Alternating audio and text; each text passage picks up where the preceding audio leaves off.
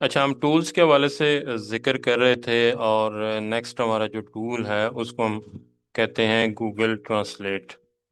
अब Google translate normally तो आप यूज़ करते रहते हैं डिफरेंट पर्पसेस के लिए और डिफरेंट मकासद के लिए। बट इसके अंदर थोड़ी सी मज़ीद अगर इस चीज़ को हम थारोली देख लेंगे तो फिर हमारे लिए आसानी होगी। सबसे पहले ये होता है कि हमारे पास किसी हवाले से कोई टेक्स्ट आ जाए, तो टेक्स्ट को हमने ट्रांसलेट करना है। अगर आप किसी भी जगह पे फॉरेन के अंदर वर्क करना चाहते हैं या किसी के साथ कोलैबोरेशन करना चाहते हैं, तो आम तौर पे हमारे पास जो लैंग्वेजेस हम यहाँ पे यूज़ कर रहे होते हैं, उसमें ज़्यादातर या तो उर्दू यूज़ कर रहे होते हैं या फिर इंग्लिश यूज़ कर रहे होते हैं। लेकिन अगर हमें स्पेसिफिकली किसी और लैंग्वेज के अंदर डाटा जो है वो अरेंज करना पड़ता है या कम्युनिकेट करना पड़ता है, तो फिर हम इसको ट्रांसलेट करते हैं। और हमारे पास ट्रांसलेशन के लिए जो लैंग्वेजेस हैं, वो नंबर ऑफ लैंग्वेजेस हैं पूरी दुनिया के अंदर जितनी भी लैंग्वेजेस हैं, उसकी एक लिस्ट यहाँ पे मौजूद है। ठीक है, हम यहाँ से एक डमी डाटा उठाते हैं और इसको मैं यहाँ पे लेके आता हूँ।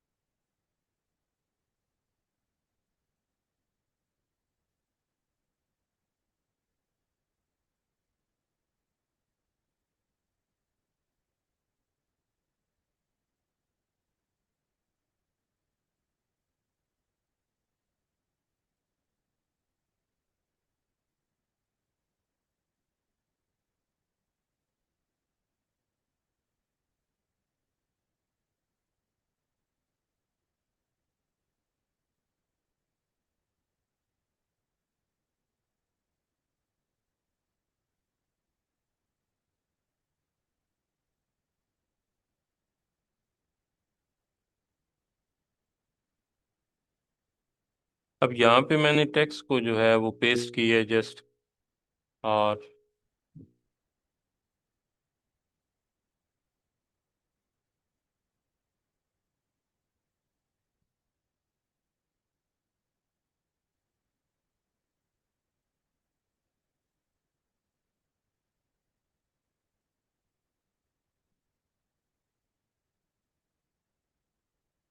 मैं एक दफ़ा कॉपी कर लेता हूँ।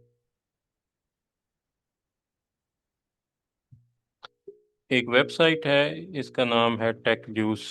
अगर आप टेक्निकल न्यूज़ वगैरह आप यहाँ से स्टडी करना चाहते हैं, तो ये ब्लॉगिंग की साइट है। यहाँ से आप अपने आप को अपग्रेड कर सकते हैं। ये टेक्निकल न्यूज़ आपको यहाँ पे मिलती रहेंगी पाकिस्तान के रेलेवेंट।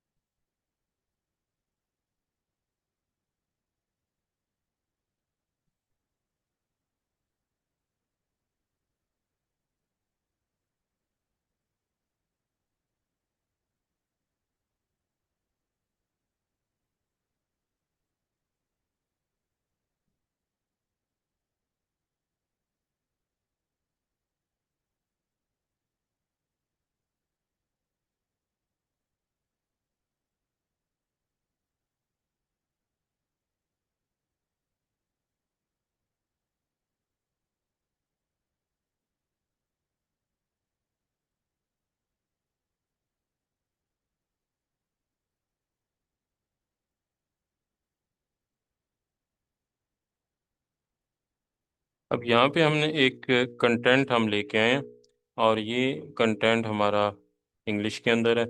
इसी को हम उर्दू में कन्वर्ट करना चाहेंगे, तो यहाँ से हम उर्दू को सिलेक्ट करेंगे। अगर हमें किसी और लैंग्वेज के अंदर जाना है, ऑलर में जाना है, अरेबिक में जाना है, तो ये यहाँ पे हमारे पास दुनिया की तमाम जो लैंग्वेजेस हैं वो यहाँ पे मौजूद हैं, और इनमें से हम किसी भी लैंग्वेज के ऊपर जा सकते हैं। ठीक है, अगर सपोज हमें किसी और लैंग्वेज के अंदर कंटेंट की रिक्वायरमेंट होती है, तो हम इसी तरीके से कंटेंट को ट्रांसलेट करते हैं।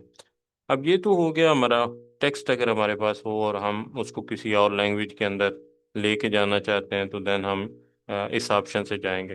अच्छा, यहाँ पे हम कोई और लैंग्वेज, जैसे स्पेनिश लैंग्वेज है, तो स्पेनिश का कंटेंट भी यहाँ पे ला सकते हैं। इनपुट बॉक्स के अंदर, और उसकी आउटपुट भी हम कोई और किसी लैंग्वेज में निकाल सकते हैं। इसी तरह इंग्लिश या उर्दू के अंदर भी लेके आते हैं। सपोज मैं यहाँ पे इसको उर्दू के अंदर अगर ट्रांसलेट करूँ,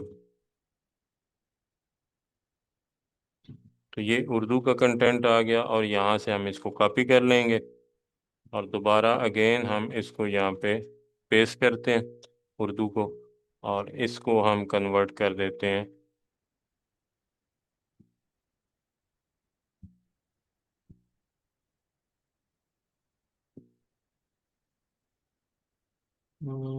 ये इंग्लिश के अंदर।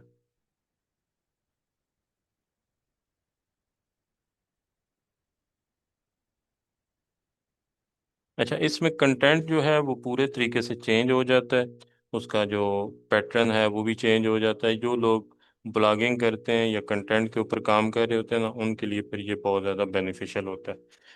अच्छा, अब फर्स्ट तो ये हो गया कि हमारे पास एक टेक्स्ट है और हमने उसको कन्वर्ट कर लिया। चाहे किसी भी लैंग्वेज में टेक्स्ट है, उसको हम अपनी रिक्वायर्ड लैंग्वेज के अंदर कंटेंट को ट्रांसलेट कर लेंगे, और टेक्स्ट जो है यहाँ पे डिटेक्ट हो जाएगा ऑटोमेटिकली। उसके बाद इमेजेस का सेक्शन है, यहाँ पे टेक्स्ट के बाद इमेजेस है।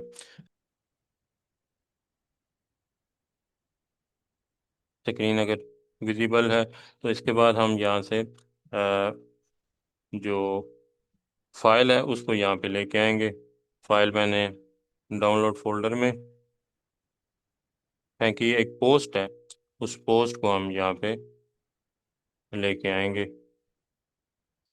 ये मैंने यहाँ से ड्रैग कर दिए, और यहाँ पे ये जेपीई या कोई भी इमेज जिसके अंदर कुछ इंग्लिश लिखी होगी, उसको ये ऑटोमेटिकली उर्दू के अंदर ट्रांसलेट कर देगा, या फिर हमने जो लैंग्वेज सेलेक्ट की होगी उसके अंदर ये इंग्लिश में बनी हुई है बेसिकली ना। मैं अगर आपको यहाँ पे दिखाऊं,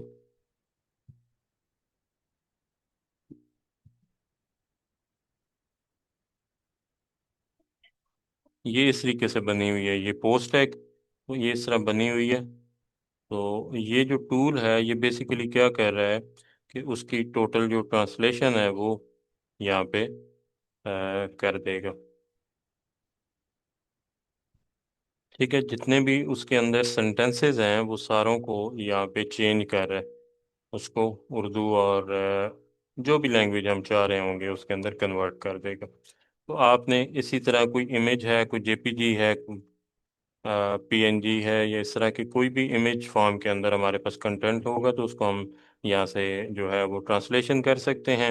इवन इंग्लिश या उर्दू तो आप बहुत अच्छे से जानते हैं, लेकिन सम टाइम ऐसा होता है कि किसी क्लाइंट के साथ, कोई फ्रेंच क्लाइंट है, कोई जर्मन क्लाइंट है, कोई स्पेनिश क्लाइंट है, उसका कोई कंटेंट होता है तो वो समझ नहीं आ रहा होता सम टाइम। तो वो कोई आपको डॉक्यूमेंट भेज देता है, इमेज भेज देता है, तो उसको फिर आप ट्रांसलेट यहाँ से कर सकते हैं। इवन अगर हम अपने लेवल पे देखें तो बहुत सारी यूनिवर्सिटीज़ हैं जिनके साथ कोऑर्डिनेशन करनी पड़ती है। तो हो सकता है कि वो इंग्लिश के अंदर कोऑर्डिनेशन कर भी रहे हों, लेकिन कुछ वो स्पेनिश या जर्मन लैंग्वेज भी यूज़ कर रहे हैं। और किसी भी कंट्री के अंदर जब हम जाते हैं तो वहाँ का जो इन्वायरमेंट है या जो लैंग्वेज है उसको अंडरस्टैंड करना ज़रूरी है। तो उस हवाले से फिर ये जो है वो टूल बहुत ज़्यादा हमें हेल्प करेगा। उसके बाद फिर ये डॉक्यूमेंट का सेक्शन है। डॉक्यूमेंट के अंदर हम कोई भी पीडीएफ शेयर कर सकते हैं, और वो पूरा पीडीएफ जो है वो कन्वर्ट हो जाएगा किसी भी स्पेसिफिक लैंग्वेज के अंदर जिसको हम चाह रहे हैं कि मैं यहाँ से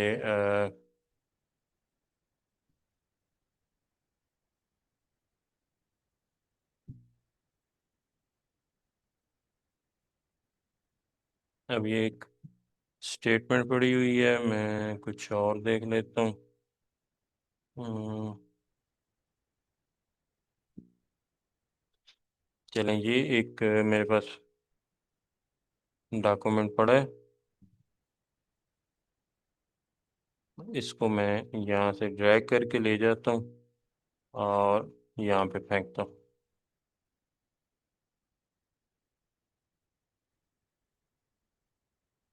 अब ये पूरा डॉक्यूमेंट उसको ट्रांसलेट करेगा। यानी कि अगर तो स्पेसिफिक इंग्लिश के अंदर डॉक्यूमेंट है तो आप उर्दू में कन्वर्ट कर सकते हैं, जर्मन में, फ्रेंच में, जिस भी लैंग्वेज में चाहते हैं वो कन्वर्जन हो जाएगी। तो मैंने यहाँ पे ही ओपन कर दिया, अदरवाइज ये डाउनलोड का ऑप्शन भी मौजूद है। तो अब ये इंग्लिश के अंदर बना हुआ था डॉक्यूमेंट, और इसने इसको उर्दू के अंदर यहाँ पे कन्वर्ट कर दिया। ठीक है, तो बस औकात ये ना बहुत ज़्यादा हेल्पफुल होता है, हमें ज़रूरत होती है ऐसी चीज़ों की, और हम फौरी तौर पे इसको कर लेते हैं। इसके बाद फिर नेक्स्ट सेक्शन है वेबसाइट का। वेबसाइट के अंदर हम वो वेबसाइट मेंशन करते हैं जिसको हमने ट्रांसलेट करना होता है। जैसे मैं ये टेक जूस की साइट है, ये मैंने ओपन की है यहाँ पे, और मैं इसी को कॉपी कर लेता हूँ। और आप इसको देख रहे हैं कि ये सारी जो वेबसाइट है ये इंग्लिश के अंदर बनी हुई है, आपको नज़र भी आ रही है सारी इंग्लिश में। लेकिन मैंने अगर इसको चेक करना है उर्दू के अंदर, या किसी और अदर लैंग्वेज के अंदर, या इवन किसी और लैंग्वेज के अंदर वेबसाइट है, जर्मन है, फ्रेंच है, या फिर इंडियन लैंग्वेज है, या व्हाट्सएवर कोई भी लैंग्वेज है, तो उसको ट्रांसलेट करना चाहते हैं हम, तो यहाँ से वेबसाइट का लिंक देंगे, और वो वेबसाइट यहाँ पे ओपन हो जाएगी उर्दू की फॉर्म में। अब यहाँ पे उर्दू हमने सेलेक्ट की, तो ये पाकिस्तान में ये जो लैंग्वेज है वो ज़्यादा यूज़ होती है, और हमने सिलेक्शन भी इसकी उर्दू में की है।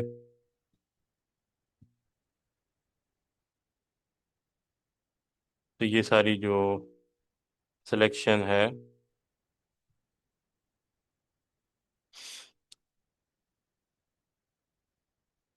जो भी हम सेलेक्ट करेंगे वो लैंग्वेज हमें यहाँ पे मेंशन हो जाएगी। आप देख सकते हैं ये सारी ओवरऑल पूरी उर्दू के अंदर चेंज होगी। ठीक है, तो ये इस टूल का एक बेनिफिट है कि जब आप किसी भी और लैंग्वेज के अंदर वर्क करना चाहते हैं, किसी और ज़बान के अंदर काम कर रहे हैं या करना चाह रहे हैं, या इंटरनेशनली किसी के साथ कोऑपरेट कर रहे हैं, कोऑर्डिनेट कर रहे हैं, या उनके साथ कम्युनिकेट कर रहे हैं, तो फिर ये टूल जो है ना वो बहुत ज़्यादा बेनिफिशियल हो जाता है।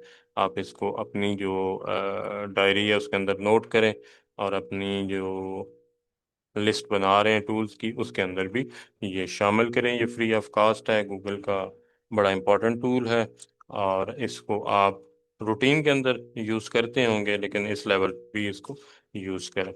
उसके बाद फिर ये एक साइट है टाइनी वो के नाम से, टाइनी वो, ये आप नोट कर सकते हैं, टाइनी वो। इसके अंदर टूल्स हैं कुछ जो आपने रूटीन के अंदर यूज़ करने होते हैं, और आपको जो है वो बहुत सारा जो टाइम है, बहुत सारा आपका समय है, जो आपका वक्त है, वो ये साइट बचा लेती। जैसा कि इसमें पीडीएफ के हवाले से कुछ टूल्स हैं, काफ़ी सारे टूल्स हैं, मैं आपको क्विकली इसका थोड़ा ओवरव्यू करवा दूं ताकि आपके यूज़ के अंदर ये चीज़ें आना स्टार्ट हो जाए। पीडीएफ है, तो पीडीएफ के अंदर आप पीडीएफ को एडिट करना चाहते होते हैं तो आप यहाँ से एडिट कर सकते हैं। पीडीएफ को वर्ड के अंदर कन्वर्ट करना चाहते हैं तो ये सेक्शन है। पीडीएफ जेपीजी को पीडीएफ में कन्वर्ट करना है तो ये वाला टूल है। मर्ज पीडीएफ, अगर आप दो या दो से ज़्यादा दो फाइलें हैं उनको मर्ज करना चाहते हैं तो ये मर्ज का ऑप्शन है। इसी तरह बाकी ये कुछ और टूल भी हैं जो कि पीडीएफ के हवाले से आप कर सकते हैं। इसके बाद फिर ये इमेज के हवाले से है। इमेज का बैकग्राउंड रिमूव करना है, इमेज रीसाइज करना है, ट्रांसपेरेंट करना है, इमेज को क्रॉप करना है, इमेज के इर्द गिर्द बॉर्डर लगाना है, इमेज को स्प्लिट करना है, या कुछ इमेजेस हैं जिनको कंबाइन करना है, तो यहाँ से इस ऑप्शन के थ्रू आप इमेज वाले सेक्शन में जाके ये इसको ट्राई करना, और ये आप सारों ने ट्राई करना है। ठीक है, जहाँ पे कोई मसला आया वो फिर आपने पूछना है। थोड़ा सा मैं ओवरव्यू दूंगा, लेकिन आपने फिर प्रैक्टिस करनी है, और प्रैक्टिस आप नहीं करते। मैंने लास्ट टाइम भी असाइनमेंट दी है, और अभी तक वो असाइनमेंट आपने ना उसके की पॉइंट्स दिए हैं, और बाकी भी रूटीन के अंदर जो काम होता है वो भी नहीं आप शेयर करते, तो थोड़ा सा सीरियसनेस जो है ना वो दिखाएं इस मामले में।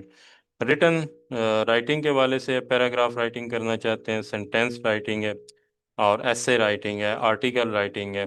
तो जहाँ पे हम ब्लॉग्स राइटिंग का काम करते हैं, या जहाँ पे हमने कंटेंट लिखना होता है, तो ये टूल फिर हमें उस हवाले से बहुत ज़्यादा सपोर्ट करता है। ठीक है, इसके अलावा फिर वीडियोस के हवाले से अगर कोई वीडियो कंप्रेस करनी है, मतलब कंप्रेस करने से मुराद ये है कि वीडियो का जो साइज़ होता है ना आमतौर पे बड़ा होता है, तो उस साइज़ को थोड़ा कम करना होता है ताकि आप कहीं पे शेयरिंग कर सकें।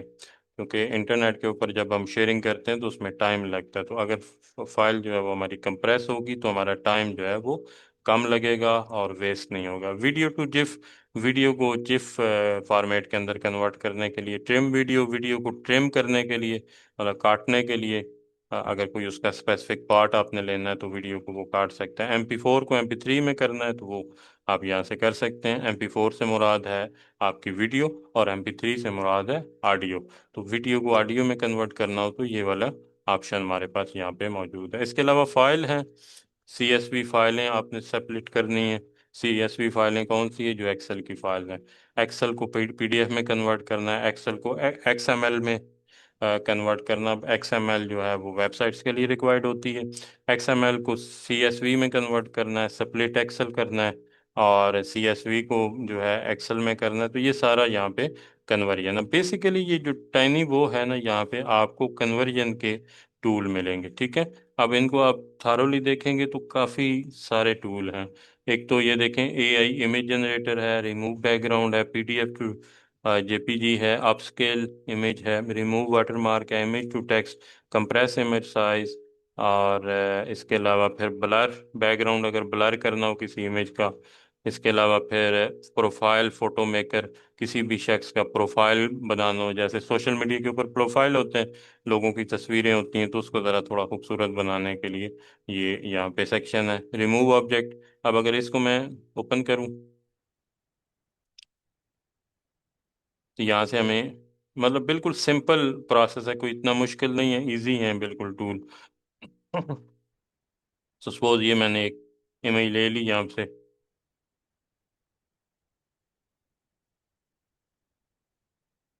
ये बेसिकली जो वेबसाइट्स होती हैं ना, ये फ्री ऑफ कॉस्ट होती हैं, ये बेसिकली ब्लॉगिंग के ऊपर काम कर रहे हैं। तो इनका अपना एक बिजनेस होता है, ये स्ट्रक्चर के बारे में बात करेंगे।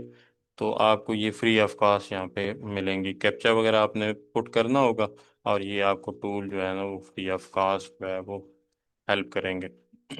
आप इसके ऊपर अकाउंट्स भी बना सकते हैं, उससे आपको बेहतर जो है वो सपोर्ट मिलेगी, ठीक है। तो ये मैंने पिक्चर यहाँ पे अपलोड की है।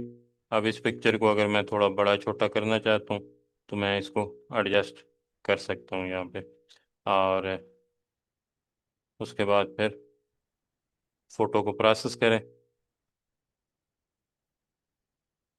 इसी तरह आप अपना कोई इमेज करेंगे, यहाँ पे लेके आएंगे, अपलोड करेंगे, तो उसके अंदर भी आप चेंजिंग कर सकते हैं। तो मैं टाइम को ज़ाया किए बगैर जो है वो आगे बढ़ता हूँ।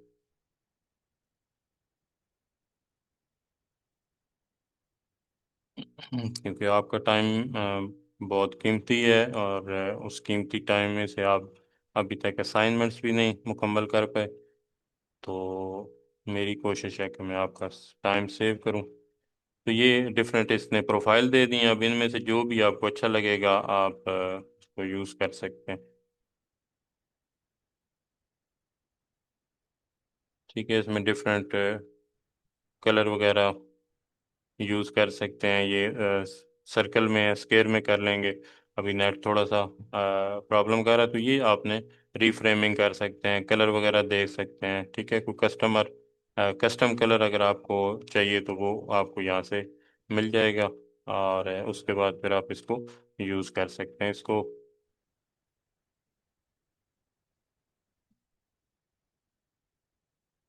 मजीद उसके अंदर भी थोड़ी बहुत सेटिंग है, लेकिन वो बहुत आसान है, इजी है, कोई उसमें मुश्किल नहीं है। लेकिन किसी जगह पे मसला हो तो फिर आप मुझे स्क्रीनशॉट भेज के कीजिएगा। क्लीन अप पिक्चर है, उसके बाद PNG टू JPG है, मेक बैकग्राउंड ट्रांसपेरेंट। अब ट्रांसपेरेंट बैकग्राउंड बनाने के लिए जो है कई ऐसी इमेजेस होती हैं जिनका बैकग्राउंड होता है, चाहे वाइट बैकग्राउंड है, ब्लू हो, या कुछ स्पेसिफिक इमेज हो। तो ट्रांसपेरेंट बैकग्राउंड से मुराद ये है कि जिनका बैकग्राउंड नहीं होता, सिंपल इमेजेस होती हैं। और जब भी हम कोई ग्राफिक्स का काम स्टार्ट करते हैं तो उसमें हमें ट्रांसपेरेंट इमेजेस चाहिए होती हैं, यानी कि जिसके बैकग्राउंड्स नहीं होते, तो उसको हम यूज़ कर सकते हैं। इस तरह कंबाइन इमेजेस है, कलराइज फोटो हैं, बहुत सारी फोटो ऐसी होंगी जो आप में से पुराने लोग हैं उनकी पुरानी ब्लैक एंड वाइट पिक्चर्स होंगी। हम तो क्योंकि यंग लोग हैं तो हमारी तो नहीं है ऐसी, लेकिन जो ओल्ड एज वाले लोग हैं, ओल्ड सिटीजन्स हैं, उनके जो है वो ब्लैक पिक्चर्स होंगी, तो उनको कलराइज करने के लिए ये टूल मौजूद है। क्रॉप इमेजेस हैं, इसके अलावा मीन आपने ये सारे इमेजेस के हवाले से सारी कन्वर्जन है, और ये आपने चेक कर लेना है। अगर इमेज के ऊपर कोई कंटेंट है तो ये ट्रांसलेट इमेज भी करेगा। पिक्सलेट इमेज जो ऐसे इमेजेस हैं जो फटे हुए हैं, जिनकी क्वालिटी अच्छी नहीं है। आमतौर पे ऐसे इमेजेस हमारे पास आ जाते हैं जिनकी क्वालिटी का इशू होता है, तो यहाँ पे उन इमेजेस को जो है वो आप बेटर कर सकते हैं। ऐड बॉर्डर टू इमेज, किसी भी इमेज के ऊपर बॉर्डर लगाने के लिए। मीन के जो काम आप मुख्तलिफ सॉफ्टवेयर्स के अंदर जाके करते हैं और काफ़ी टाइम लगा के करते हैं, वो आप यहाँ पे इस टूल के थ्रू बड़ी आसानी के साथ और बड़ी एफिशिएंसी के साथ कर सकते हैं। ईपीएस टू पीएनजी आप कर सकते हैं। इसके अलावा पीएसटी टू जेपीजी या पीएसडी जो फाइल होती है ना, ये बेसिकली फोटोशॉप की फाइल होती है। फोटोशॉप की फाइल को हम पीएसटी फाइल कहते हैं। तो पीएसटी से जेपीजी, जेपीजी जो हमारी नॉर्मल इमेज होती है जिसको हम मोबाइल के अंदर भी यूज़ करते हैं, या पीएसटी टू पीएनजी। पीएनजी वो इमेजेस होती हैं जिनके बैकग्राउंड्स नहीं होते, तो पीएसडी यानी कि फोटोशॉप वाली जो जितनी भी फाइल्स हैं उनको हम कन्वर्ट कर सकते हैं। इसके अलावा PSD to AI, AI Illustrator की फाइल्स होती हैं जो कि हम अडोब इलिस्ट्रेटर के अंदर यूज़ करते हैं। इसके अलावा ये अब आपने सारे ये इमेजेस देखने हैं और ये सारा टूल देखना है आपने, और ये टूल आपने नोट भी करना है और मुझे बताना है कि ये हर टूल क्या वर्क करेगा। ये आपने सारे टूल नोट करने, कोई भी टूल बीच में मिस नहीं होना चाहिए। इसी तरह इमेज के अंदर, पीडीएफ के अंदर, और ये राइट का सेक्शन है, इसके अंदर पैराग्राफ राइटिंग के अंदर आएंगे और वहाँ पे इसको चेक करेंगे। सारे टूल चेक करने, कोई भी टूल मिस नहीं करना। ऑल राइट, होपफुली ये बात क्लियर होगी।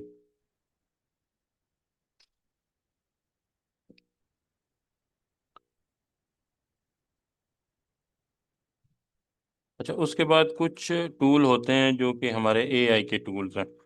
अब इनमें से जो सबसे ज़्यादा यूज़ होने वाला टूल है, चंद 8 से 10 टूल्स ऐसे हैं जो कि बहुत ज़्यादा यूज़ होते हैं।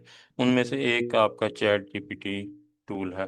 अब एआई के अंदर जो चैट जीपीटी है, इसकी एक अपनी अफादियत है, बड़ी इसकी इम्पोर्टेंस है और इसकी बड़ी वैल्यू है। पहले तो ये टेक्स्ट के ऊपर वर्क कर रहा था, और अभी ये है कि ये इमेजेस के ऊपर वर्क करता है, और हम कोई भी इमेजेस इसको देते हैं और अपनी रिक्वायरमेंट के ऊपर हम इसको इंस्ट्रक्शन देते हैं।